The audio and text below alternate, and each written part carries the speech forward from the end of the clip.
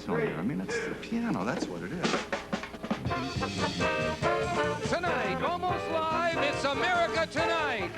30 minutes of TV on the UBS network. Located on the UBS Broadcasting Mall in Alta Coma, California. The unfinished furniture capital of the world. With Ronnie Martin, who talks to his hand. Morrie Johnson, whose father fooled around with Polish women. Kona Golden, who had a baby when she was only a child. With the music of Happy Kind and the Mirthmakers. And me, I'm Jerry Hubbard. Hi, everybody. And now here's your host and mine, Mr. Barth Gimble. Thank you. No, I don't eat the candy. That's bad for your teeth. I just suck the sugar off. Good evening.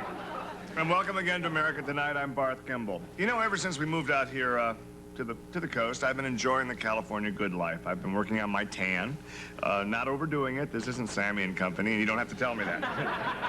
And of course, once old Sol takes his ration of downers for the evening, I've been out there getting the gimbal face glimpsed at some of the more glittering discos. Not so much for my own enjoyment, really, but just to give you something decent to read about the next time you pick up People magazine. So, that's all well and good. But unfortunately, every once in a while, ugly old Mr. Real Life has to stick his nose into things and just tries to spoil the party, and that's exactly what's happened to me.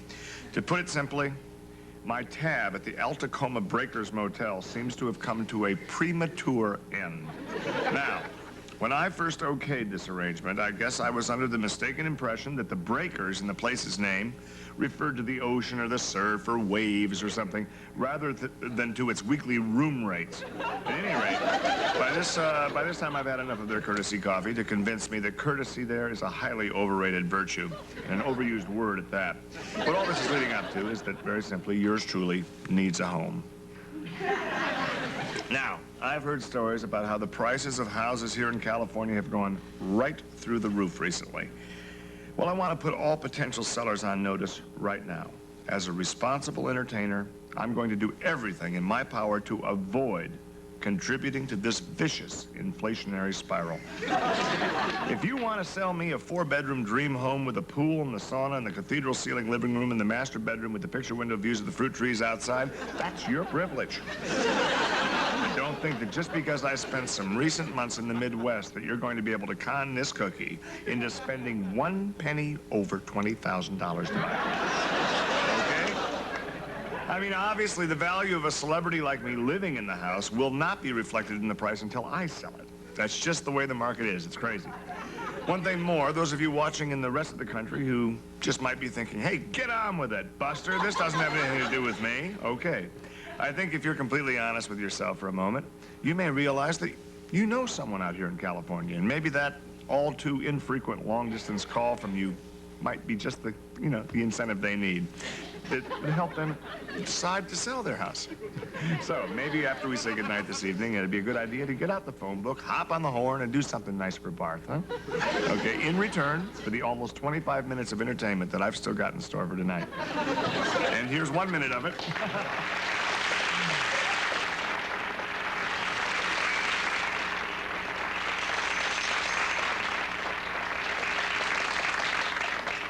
Well, now it's down to 20 seconds of it. They clapped for so long. Your friends are here, huh? Oh, yes. That's great. You make friends pretty easily, don't you? Well, pretty much so. You know, when I first got out here, I was wearing those sunglasses on the street, you know, to keep from people recognizing you. And you know something? It works, too. Really? Yeah. Yeah. But as time went by, I'd walk around and let people know who I was. And you meet a lot of people that way. That's great. Now the people you met won't recognize you without the sunglasses. So it's going to work again even without them. You know, my first guest tonight is kind of symbolic of, well, really of what the UBS network stands for. He's courageous, he's determined, and he's deaf. But, as is so often the case, he has found humor in his handicap. Ronnie Martin is his name. Comedy's the game. Please welcome Ronnie Martin and Arnold the Alligator.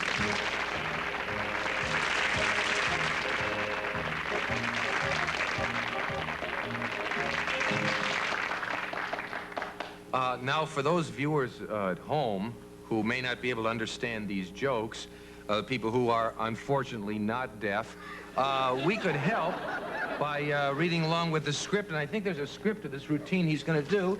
If I'm not mistaken, and it's right there, is it? Okay, yeah. Okay. Yes, here it is. All right, I will be Ronnie. And I'll be the alligator. Okay, that's Arnold the Alligator. Yeah, Arnold the Alligator. Okay, here we go. Hi, Arnold. What's new? I bought myself a pet bird to keep me company. He's a parrot, and this parrot can say over 200 words. How can you tell? By reading his beak. Hey, Ronnie, I've got a joke for you. It's about time. No, it's about fishermen. Why did the deaf fisherman drown? I don't know. Why did the deaf fisherman drown? He couldn't hear himself sink. Say goodnight, Arnold. First, I've got to say, if the folks like your act, they can look you up. You're the only ventriloquist listed in the Yellow Pages. Why's that? You let your fingers do the talking. Good night.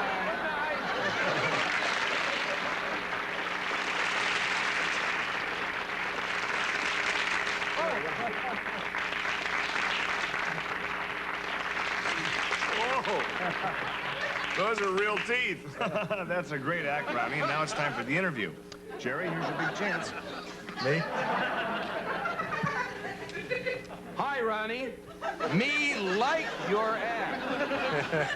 Me could help you. We find some way to communicate. Me could teach you more jokes. You teach me hand signals. Jerry, I've got a few hand signals I'd like to show you during the break, if that's all right. One of them you may even recognize. We'll be right back after these words.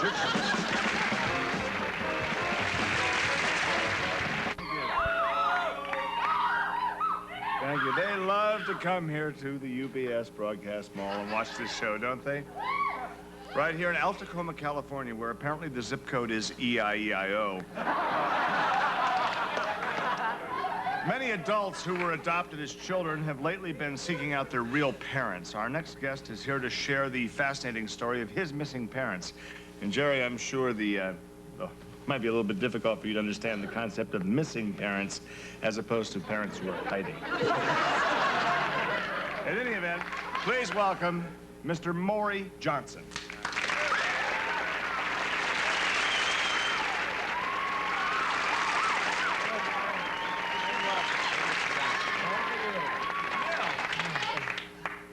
Fantastic, nice. I hope you weren't waiting too long. We did have that artificial orange drink, and I hope you enjoyed it and helped yourself. Okay, good. Mr. Johnson, I know you were an adopted child who recently traced his real parents. Now, I think the question that we want to know is what you wanted to know. Who were they? Well, my mother, she was a Polish cleaning woman. Her name was Wanda Misklowski. Unfortunately, she died in 1961. Well, that was, I guess, about 17 years ago, so we can sort of laugh about it now, I guess. In fact, it's more than interesting. It's interesting, but the other question then, of course, would be, who was your father? Adolf Hitler.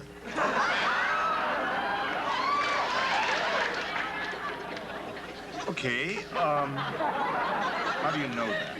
I checked it out. Well, then, if you don't mind me saying something, and this is with all due respect, your father was one of the biggest creeps of all time. I mean, pardon me for saying this, but it's a well-known fact that he was extremely mean to Jewish people. I don't think I'm talking out of class here. But what the heck right did he have going around the world trying to take over the world from the United States and giving out all kind of orders like he was some kind of dictator or something? You know what I mean? And besides, his personal life wasn't that great of an inspiration for kids either. I happen to know he was going with an Eva Braun for a lot of years. When they finally got married on her wedding day, he caused her to commit suicide. Now, how bad could she have been? It's no honeymoon. No, that's his idea of a honeymoon. I say good riddance. Now we find out he was cheating with your mother. Where will it all end? I'm sorry, I just felt it was time someone said something about that guy.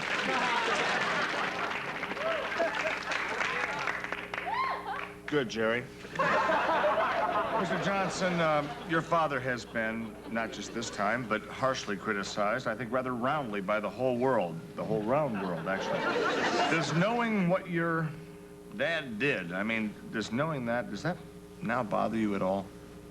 Well, I was very disturbed at first, Barth, but then I thought by sharing my story with other adopted children, it might make them think twice, about digging up their past.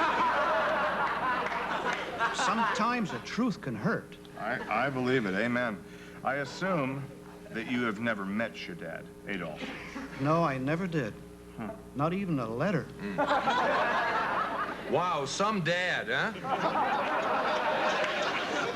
Now, how has being Adolf Jr. affected your life? Well, I've taken quite a bit of kidding from the guys down at work. You ever go out to Italian restaurants, like spaghetti? Sometimes. That's interesting. Jerry, what is the Spaghetti, point? What is the little, point? What is the point you're driving at with spaghetti? My point simply is, weren't the Germans and the Italians a little palsy-walsy during World War II? Or did your father bother to tell you about that, huh? Mr. Johnson, if that's your real name, huh? One false goose step and it's back to the bunker, huh? One chic Kyle in your sleep, and it's whoop. I told you before, I never once did I meet my real father. Jerry, why don't you do us all a favor, quit trying to make a plane out of that little card. You're always doing that and throwing them. Just put it away. I know it's a nervous habit. Why don't you drop the whole thing, and you're just turning the whole interview kind of sour, to be honest. We don't want that. We wouldn't want a sour crowd, would we?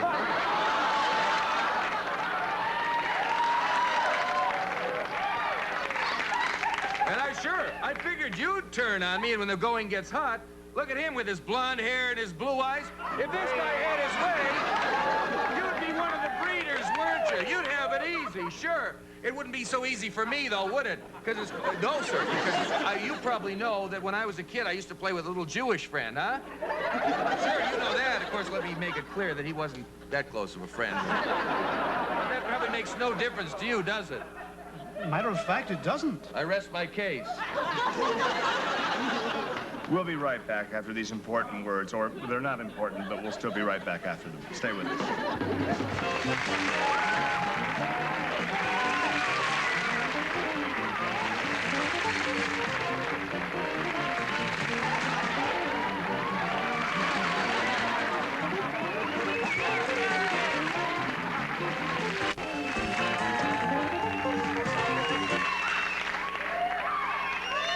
Thank you. Thank you. Thank you. You know, many parents are finding the traditional parent-teacher associations, so hard to say, PTA, be easier, to be outdated and behind the times. That's especially true here in California, where many women from the Haight-Ashbury flower child days of the 60s are now becoming mothers themselves. Please welcome one of the new breed of California mothers, Ms. Kona Golden.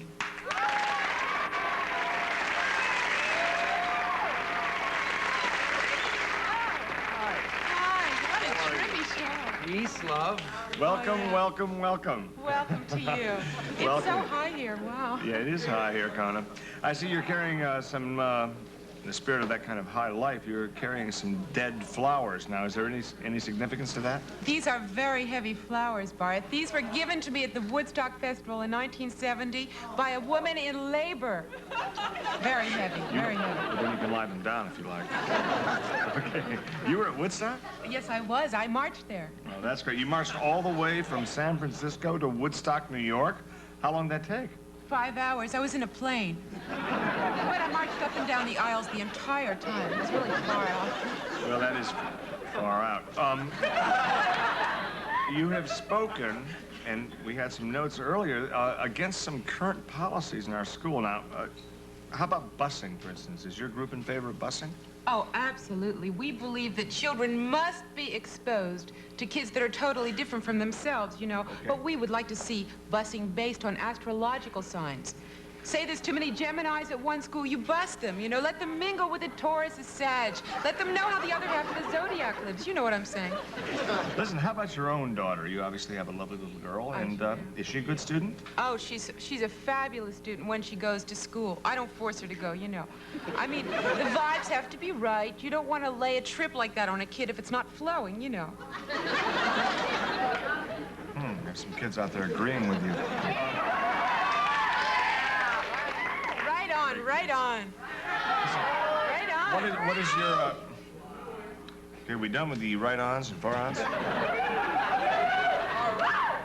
Because they mean very much the same thing, don't they? Right-on and far-on? I think, although they seem to be contradictory terms, they do mean the same. Now, can you clear that up? Would right-on and far-up be almost the same thing? Well, my philosophy is everything's everything, you know? All right, that would mean the same thing as right-on. We have Right. all that, okay. Everything is everything kind of covers all the bases, too. You can't be criticized for that. No, you certainly can't. No one can say you're wrong. That's right. That's Everything for sure. is not everything. Yeah, because it probably is.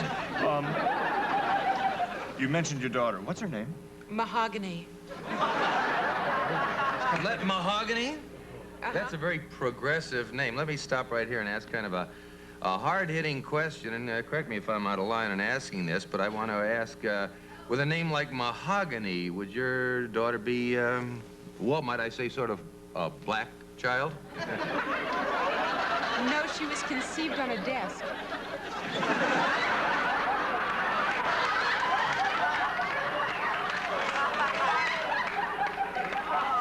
Well, I guess there's only one question to ask after that. Roll top?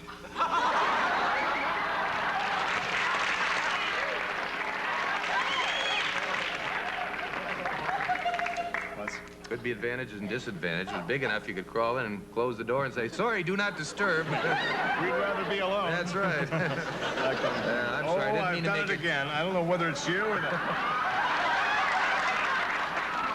My cleaner's gonna kill me.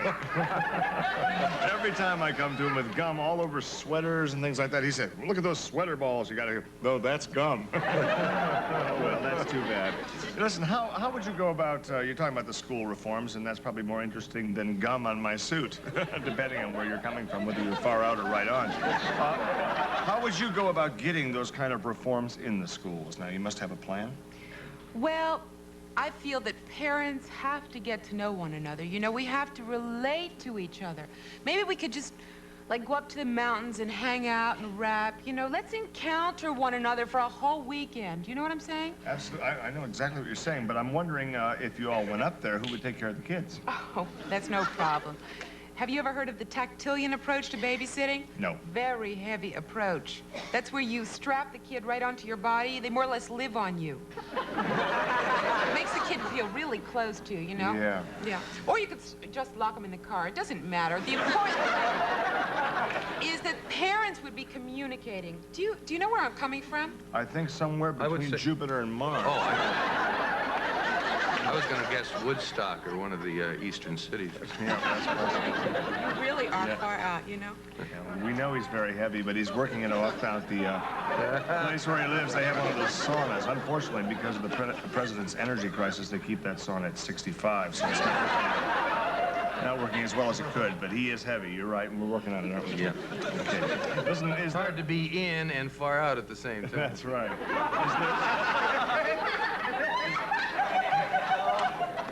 Is there, That chair maybe end up as one of your cufflinks. Yeah, look at that. It makes my arm feel heavy. It's actually just stuck there. Is there, I think she's offering you Why something don't you you don't... stick a flower on the gum? Aha. Now, this is dry. Look at this. This is very nice. You know what I like to do is just put this right in my pocket. How's that?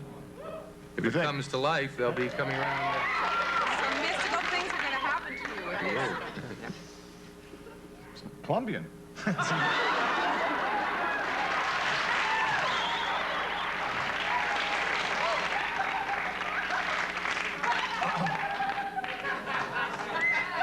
I have an overall question to ask you, and I don't mean overalls in terms of the kind of things you like to wear. I mean, is there one overall philosophy your group has that you could say sort of sums this up in a nutshell, which I think is maybe an appropriate term?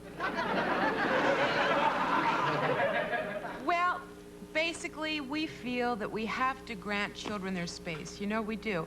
And that parents should be seen and not heard. Well, fine. I wish,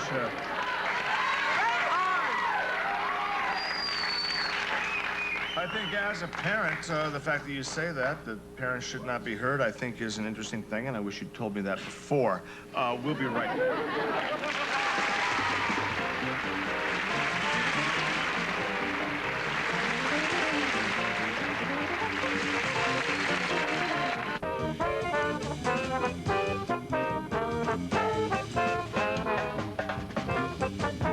Thank you, Happy. That's about all the time we have for tonight. Just want to thank all my guests for being here and say goodnight to you. Incidentally, a lot of people have been writing in saying, Barth, how the heck can I be on America Tonight? Well, it's like any other television show. You just got to know the right people. Okay? Good night.